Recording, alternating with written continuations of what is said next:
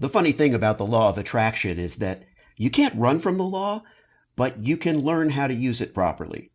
This is my conversation with Zehra Mahoon.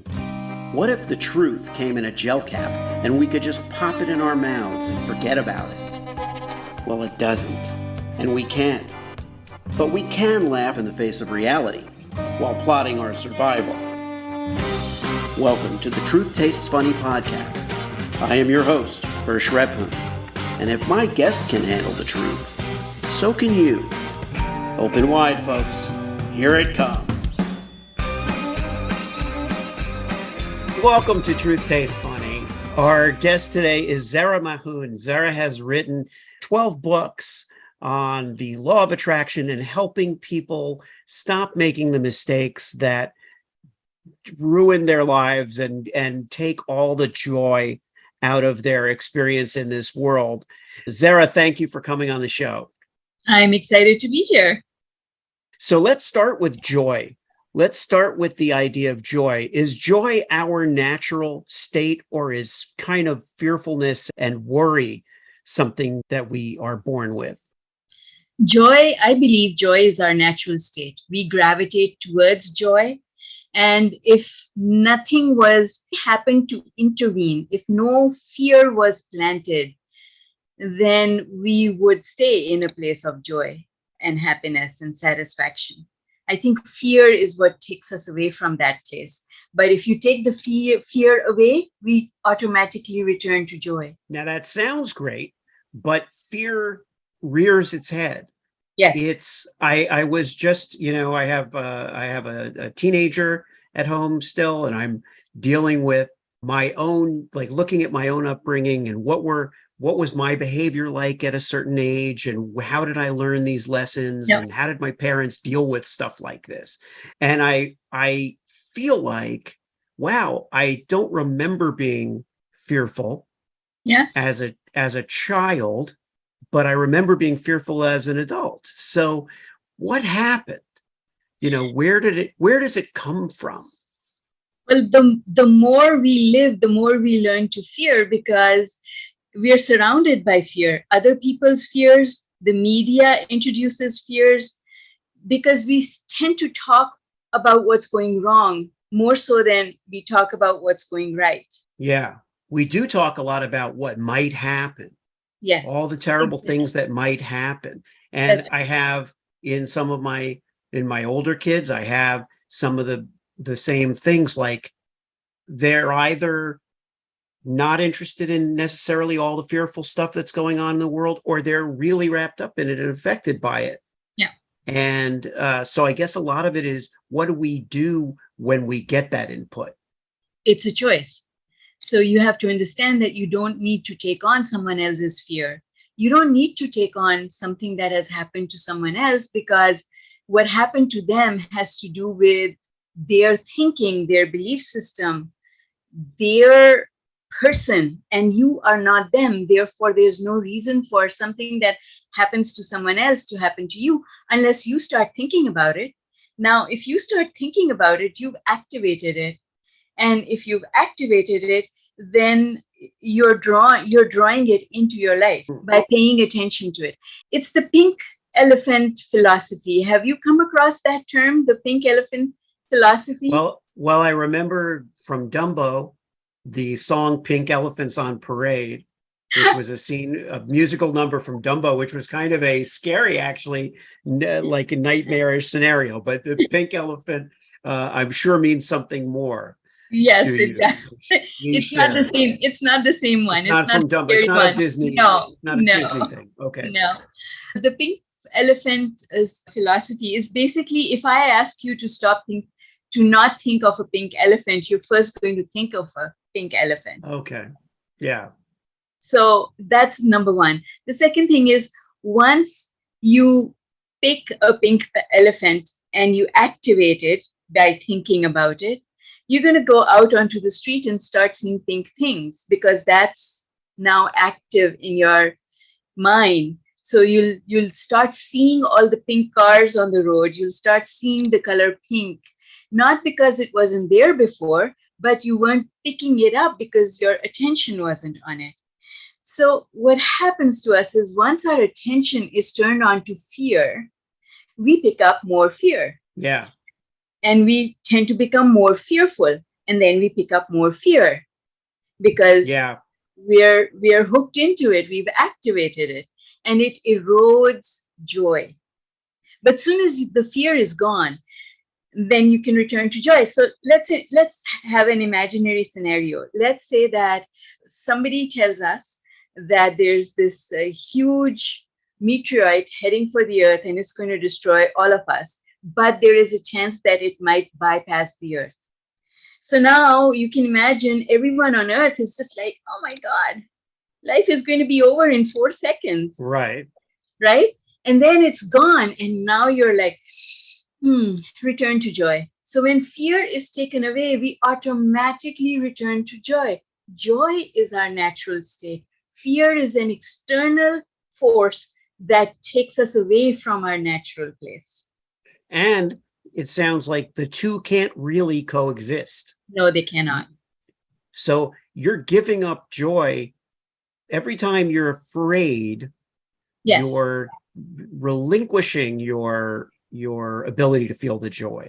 That's right. And we can do the reverse. We can choose to not take on the fear and stay in our place of joy.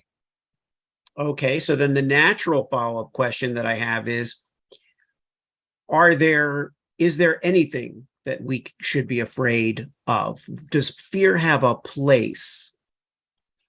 No, so from the law of attraction perspective, no. Because when you fear something, you call it to you. So why would I want to call anything that does not serve me into my life? And I call things to me by activating them in my thought. The more I think about it, the more I'm calling it to me. It's like a magnet. Our thoughts are like a magnet. Whatever you focus on, you draw into your life. And so by focusing on things that I don't want, I'm actually bringing them into my life. Even though I might be saying, I hope that never happens, but I am still activating it because the universe responds, universal forces, quantum physics responds to the attention of the observer. Yeah. Right? So if we don't pay attention, we don't go there, then we are not calling it unto us. Okay, fair enough. Now, if you would explain a little bit about law of attraction and how that works and why that's something that people need to learn as they try to have more control over their mindset. Well, you said it. It's precisely for the purposes of control that everyone should learn how to use law of attraction, because you get more control over your life when you know how it works. It's like we are here to play the game of life and we're playing it by the wrong rules, or we don't know what all the rules are. In order to win, you need to know what the rules are. They give us a framework. Within that framework, we can win. And if you don't know the rules, or you're playing by a different set of rules, then you don't even know that you are acting against yourself, but you are. But so let's say you're calling fear to yourself and you have to figure out, well, why am I, you can't just decide not to call it to yourself, right? I could say, I'm just not going to be afraid of anything anymore. And that might get me to a certain point. I might be able to, just starting now from this moment, I might say, okay, I'm not going to be afraid about, I had a great conversation with Zehra. I'm not going to really focus on this fear because I know that it's really I'm either calling it to myself or it's not important and it doesn't serve me and I don't need it in my life. And that'll go a certain distance. But what happens, what blocks us that creates work for us to do? But all of fear and all of worry and anxiety come from our wanting to control things that we don't really have a control over. Okay. Right? That's where it comes from. But the interesting thing is that by law of attraction, you get control by giving up control. When you give up trying to control something, you actually control it. It's a form of magnetism, basically. Yes, it is. Yes, it You is. know, we can be a magnet for Good things. something, Yeah. for good things. Yes. And now, does it change something for me to simply say, okay, I do attract a lot of good things. I am a magnet for a lot of good Yes. things. Um, I am not a magnet for fear or sadness or misery. Is that something we can put out into the world, and how effective is it to just think that way? You see, if you are still using fear in there, or you're focusing on what you don't want, then you're still attracting it. So let me Okay. give you an example. So I hear, when I'm coaching people in my coaching practice, I hear people say things like, I'm looking for a relationship because I don't want to be alone. But in that sentence, you have activated being alone. Right. So the way to actually bring a relationship into your life is to say, I want to attract a relationship because I would like company. Now you have not activated loneliness. You've actually focused on, talked about what you want without including in the mix some of what you don't want. Yeah. And that's learning how to speak that way is the key. We don't realize it, and I didn't realize it until I really started exploring it and learning about it and experimenting with it. I didn't realize it because, Hirsch, honestly, I used to think that I was the most positive person in the world. And other people Yeah. told me that. Other people told me, oh my God, you were so positive, nothing phases you. But in reality, my life was not, it didn't look like the way I wanted it to look. So if I was really positive, I should have been manifesting all sorts of good things, but I wasn't. And that is because I wanted good things to happen, but I was, in my asking of them, in my thinking about them, I was mixing it up with what I wanted to exclude. What you want to exclude should never be talked about. It should just be excluded. That's right. Yeah. Right? Because by mentioning it, you include it. For example, this is something that I noticed, a mother's calling out to her child. I mean, I live in outside of Toronto, we get a lot of snow. So a mother calling out to the child, don't run on the ice, you will fall, has just now activated the opposite of what she wants, Yeah. right? She Yeah. doesn't Because want her now child. she's put the Yes, thought of the fear of falling in the child. Now that's the right. child is motivated by that. I really strongly believe in, because I feel like, well, first, the two things. I'm Jewish. I was raised Orthodox Jewish, and my father had a saying that he would share in Hebrew, which is "Al tiftach peh lesatan," which means don't open your mouth to Satan. So, in other words, don't say, "Oh my God, I hope I don't fall," or "I Yes, hope I don't get exactly. hurt," or "I hope this doesn't happen." Don't Yes, tell Satan what your fears are. yes, And it exactly. was a kind of a mystical thought, but it always stayed with me, the idea of introducing negativity into the conversation. And yet I Exactly. haven't I haven't I don't know that I've put it into practice. I still will have a hard time with that phraseology, because I think you're right. When I look at surfers and extreme sports people, athletes Yes. who do these amazing, daring things, they will confess that they have fears that they're conquering. But at Yes. the same time, they're not saying, I hope I don't crash. Exactly. you But know? then that now you've got your focus there, right? So Yes. your results are diluted because you've mixed them up with a little bit of the negative. If we leave the negative out, now we are being really positive. Yeah. So how did you come to this world of law of attraction and mindset shifting, and what led you to this? I was always on the journey because I was looking for answers to a lot of things that I was observing, not only about my life, but about the life of others. But the rubber really hit the road when I wanted, I went through extreme contrast in my own life and wasn't able to find a solution. And every time I thought about a solution, it involved money and I had none. And I thought, well, what if I can fix it just by thinking? Because there's nothing else I can do. I have no money. I can't buy a solution to my problems. So maybe I can think my way out of it.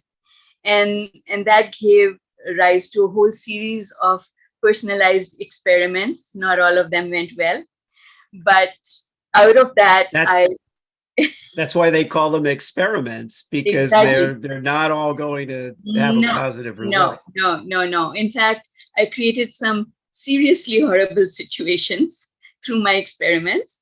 But in the end, I learned to put together. I kept telling myself, if this is really a law, if this is a law, then it has to be precise and exact, and I should be able to repeat it every single time with predictable results because I'm a scientist by training.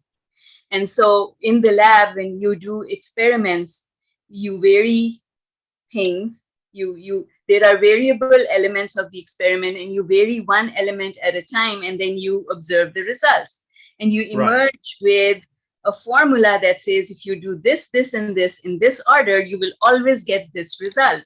And that's what I was after because it cannot be a law unless you can repeat it every single time with predictable results. And that's Right. what I was after. So I had lost everything, so I had nothing more to lose. So I kept experimenting until I figured it out. And in a laboratory, you also have a control, right? Yes, You have a control for your experiment so that you know what the norm is and what exactly. the What you're non-variable. That's right. What you're changing and what you're not. So Yeah. my reality was the basis from which I was starting, where I had nothing. So when you start from zero and you start observing, okay, I did this, but I am still at zero, so that means it didn't work. All right, so Hmm. let's do something else and let's see if I can move the needle and get something, see a manifestation happen myself in my own life, and then observe what caused that manifestation. And how had you lost? How did you experience the losing everything? By my thought, I experienced losing everything because of the way I was thinking. I was thinking negatively. I just didn't know that I was. So I'll it's a long story, but I'll try and summarize it. Okay. Um, so I came to Canada with my husband. He had an affair. I left because I couldn't handle it. And when I left, he left the country. We were new in Canada. I had been on mat leave. I had just had a baby and I didn't have work. He left. And because he left, I had no recourse to any sort of financial support. I didn't have any family in Canada. And I was left with all his debt. Uh-huh. And Wow. I had two That was children. a parting gift, a parting Ah, gift for yes. So, I mean, it can't get worse than that, right? You're no. in a new country. You don't know a single soul. You don't even know that there are things out there, systems and procedures that can help you. You know nothing. And now you have nowhere to live. You have no money. You have debt, and you've got two children and no work. Wow. Yeah. So So when that's where so it you're started. and you were trying things and nothing was working and you needed to, and so it came down to that thought of what if I change it in my mind. Hmm. And What what if I was just the think it? Yeah. what was the breakthrough moment in your, like, what changed? When did something change that you felt, wow? Well, I burnt my boats. That's what changed. I said, not going back, not going back, staying in Canada, going to do it, whatever it takes. And the words I said were, and every morning I would wake up and I would say, I'll go wherever I need to go, talk to whoever I need to talk to, do whatever I need to do, but I'm staying and Mhm. I'm going to look after my kids. Honestly, my kids are, they lit the fire under my bum. Literally. If it wasn't for my kids, I would have dug a hole and died. Huh. But it was Yeah. because of my kids. I was like, nope, I'm not going to let this happen. I'm going to look after my kids. I'm going to do whatever it takes. So I became open to being guided. I was like, guide me, tell me what to do. Universe, show me who do I have to speak to today? Hmm. And just a series of those types of thoughts and thinking, okay, I'm just going to be open. I'm not going to make up any certain decisions. I'm just going to be open.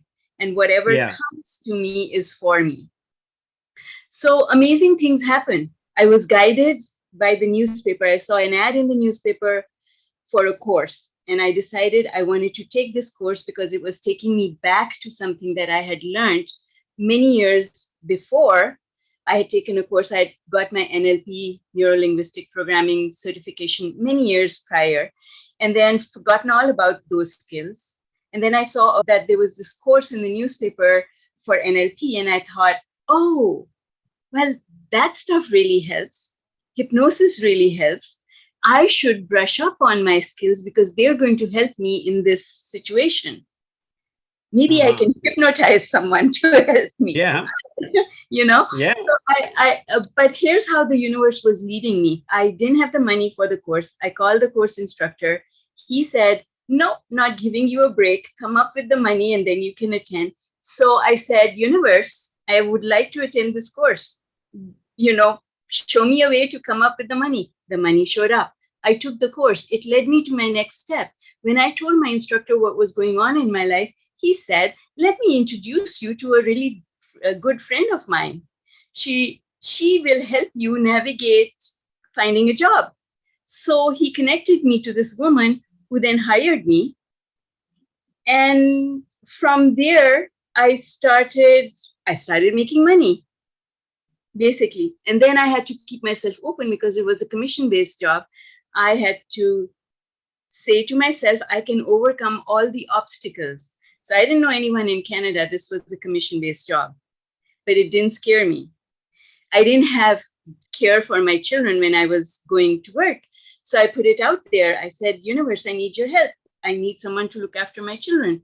Lo and behold, one of the mothers at my daughter's school offered. She found out that I was going through a tough time, and I was just at a PTA meeting saying, yeah, I know I have this problem. I don't know what to do. I've just started a job and I don't have any daycare for my kids. And she said, don't even worry about it. I live across the street from the school. So it's just like I was being led one step at a time. And all the problems that I had were getting figured out, not because of me doing anything special, but the answers were coming to me. They were being brought to me. And then I analyzed all of this that happened and discovered what I was doing differently, how it happened. Because every time I needed something, I would say to myself, I don't know how it's going to happen. This is what I need. I don't know how it will happen. But there's got to be a way. And Yeah. then the way would appear. And you would be open to it. I think that sometimes we're afraid to put out there that we need help because Yes. we it's not even well, part of it would be embarrassment or shame or something like that, but there's also a sense of, well, I have to be strong, so I have to put a strong face out, and people are not going to like to see weakness. Mm-hmm. So we have in our minds that we don't want to show weakness. And that's part of what's behind the mental health stigma that we're trying to break, the notion that people can't need emotional help, but they can need physical help. They break their arm, they Yeah, need to go to a doctor, but their heart is exactly. broken. They can't share it, you know. Um, yeah. And So you brought it back to where we started from, Hirsch, because that's a fear, you see? That's a yeah, fear. That's fear related. And any time you are impacted by an external force imposing fear, right? Now it's preventing you from doing those things that you know you should be doing. You know what you should be doing. Fear prevents you. yeah, And so yeah, fear is really the thing that we need to deal with. And as you said very rightly, that it needs to be addressed. And like I've been saying this for many years now, is that when someone is diagnosed with a critical illness, something that is debilitating, they should not just get care for their body, they should also be assigned care for their mind, because it's the mental stuff that created the health stuff. And yeah, you can't really fix the health stuff if you don't fix the head stuff. And that's yeah. why I call it heart and mind alignment. You need to fix both. Excellent. Excellent point. I still have technically Crohn's, ileitis. Um, I've been very fortunate the last 20 years or so in terms of the symptomatic element of it, but I was sick when I was, a teenager and yeah, much younger.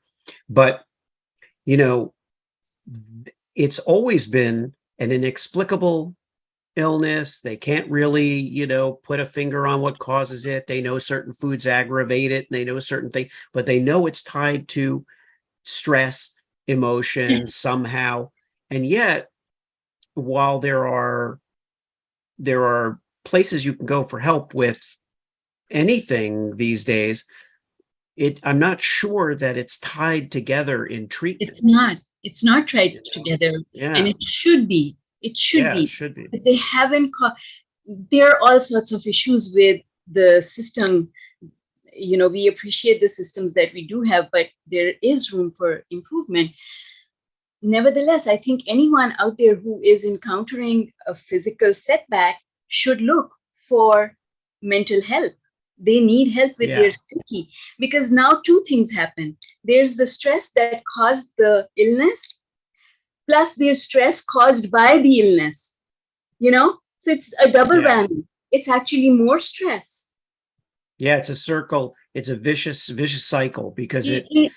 it creates its own Yes, problems, and that's exactly. this that's analogous to everything that we're dealing Everything. with in life. Absolutely. And I want to circle back to the the larger the larger mindset that we're all facing. We've been through a lot these last couple of years. We know we're still going through a lot as a society.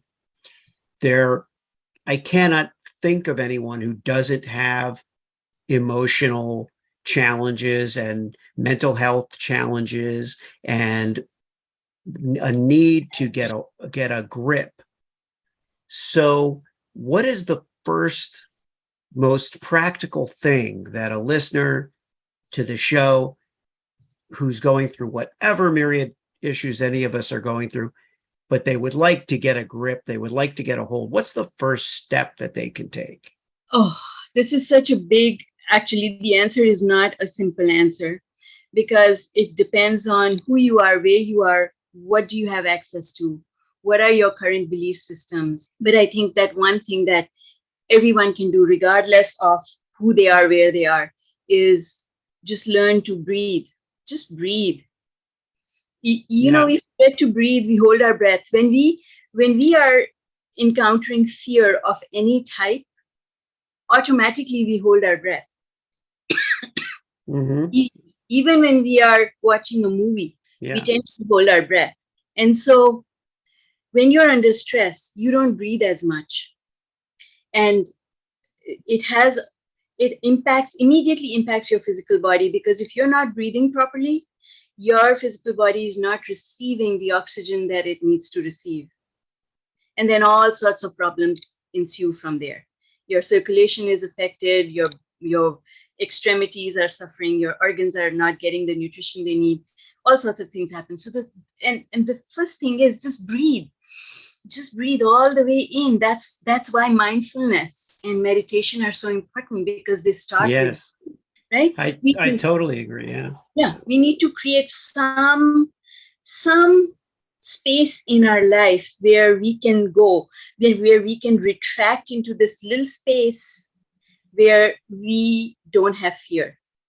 And you can find, like when we were kids, we used to find that space when we built our little tents and Treehouse.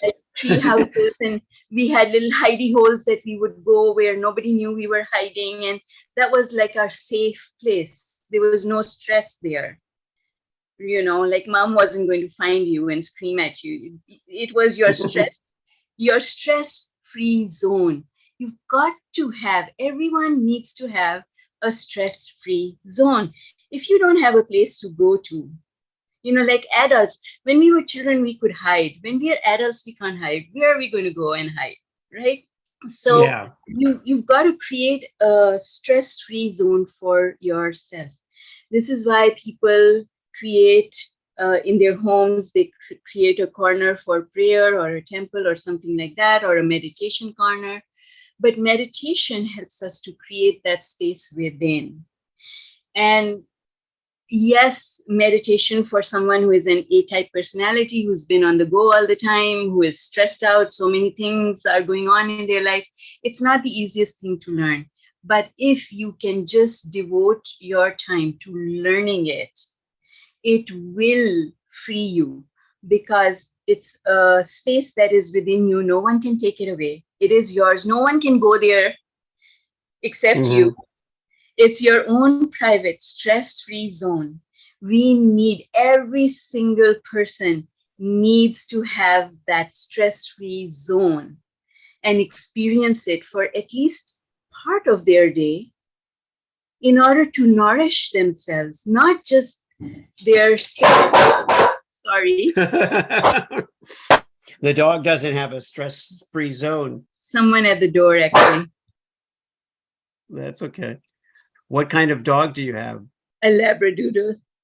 Oh, that's awesome. Well, I have a Yorkie poo, and when he gets going, like he doesn't stop, So he sometimes interrupts the show only because his little outdoor run area is right out here, and he doesn't care. He doesn't care if I'm recording. He doesn't know.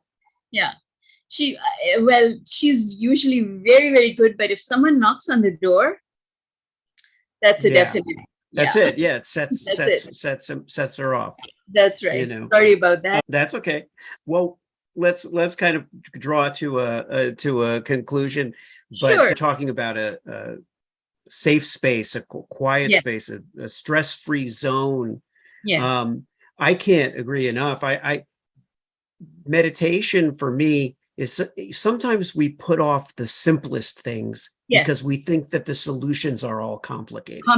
Absolutely. I agree with you. And I'm sure that a lot of us get into meditation, and for the first maybe year of it, which is about how long I've been doing it now, we don't understand what we think we're missing something, because the breathing immediately helps. Yes. So if it were only about breathing, that would be helpful. Yes. And then stepping out and giving ourselves a little distance from whatever it is that's troubling us, which is easy enough to do. Stepping outside for a minute and just being mindful and looking at the situation from the outside a little bit is also really easy. But it's I don't want to say it's a miracle cure. But it's just so useful. It is. Any situation that I've found myself in, to be able to drop in to a practice of meditation for a few minutes, 5 minutes, 10 minutes, is so refreshing Absolutely. And usually in the heat of the moment, if we get upset about stuff, we regret it. Yes. Usually if we react to something, Yes, we regret it. we regret it. We don't. Yes. So why can't we just get to that place where we didn't do it and like, let's go get to the other side. Yes. Let's just try to get to the other side. And, and I think that you're really reinforcing a lot of things that I've been slow to discover. For years, I wanted to conquer fear, quote unquote, but I couldn't figure out quite where to put it. And I think it's illuminating for you to say, well, really, you don't put it anywhere. You put it outside. You exclude it. Yes. Because by bringing it in, we're just giving it oxygen. Yes, exactly. Very well said. Yes. What are you working on now? You've written 12 books. Are you still writing? Or Yes, I am. Are you what's on deck for you? Oh, so many things. I have so many books inside me to write that I get distracted which one to work on first. But yes, I'm working on developing some online programs as well to help people. And I continue to write. I'm working on a self-worth, self-help journal just now that should be coming out soon. And I'm creating a book that is tantalizing, at least to me. It's called My Life Sucks, but I Can Fix It. That's great. I think sometimes we say, oh, what makes someone an expert or what makes someone an authority? And it really comes down to an ability to transmit and share your experiences and what you've learned in a way that is special and reaches people. And it seems that that's something that's a gift that you have. It's something you were meant to do. I am driven by it, absolutely. But I like what you just said. And I believe that things need to be made easy. The problem is, you see, I'm lazy, and I believe that everyone is. I believe we are all lazy. We really, if we could get by without working, we would. So if something's difficult, I don't even want to try it. Yeah. Because it just feels like, oh my God, this is too much. I can't handle it. So I always feel that information should be presented in a manner that is simple and easy to apply. Simple to understand, easy to apply. That's when we can take it and we can put it into action right away. And that's what I strive for in all the books that I write. I've written a book about meditation to make meditation easy. I've written a book about just how the universe works, which is a diluted version of quantum physics to help bridge the gap for those people who don't want to go into all the science, but still need to have scientific proof. You see, our minds say we need evidence, but we don't want to learn the science. Right. We call it rocket science, right? I don't want to, that's rocket science. Never mind that, not going there, right? But we still ask for evidence that is scientifically based. So, my whole vision and my aim is to make it simple for people so that they can grasp the idea and run with it. Put it into action, get your own evidence, because you've got to taste your own evidence. Once you have your own evidence, now you start believing that, yes, it works. Because I can talk to you until the cows come home, but it's just talk. You have to get your own evidence. And that's really the quest. The quest is for our own evidence, and hopefully without too much work. It's a very well, because people will say, oh, you have to do the work. You have to do the work on yourself. What I think is the things that put us off aren't always difficult. We just, again, coming back to fear, we've just ascribed an emotion to it that is like a door.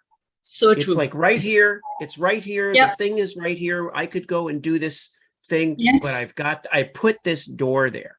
Yes. Put this door there. Yes. And so, my challenge to everyone in the audience is to take your words to heart and seek out our own evidence, but just close our eyes, remove the door to whatever that next thing is, and just walk. It's like in Harry Potter when he goes through the subway station wall. That's It's right. like, just walk through that wall. That wall Yeah, doesn't really that's right. exist. It's not really there. When you tell yourself that you're open, then things will show up. And when something shows up, go with it. Say yes to it. Thanks so much for tuning into Truth Tastes Funny. If you enjoyed the experience, please leave a 5-star review and share this podcast with your friends.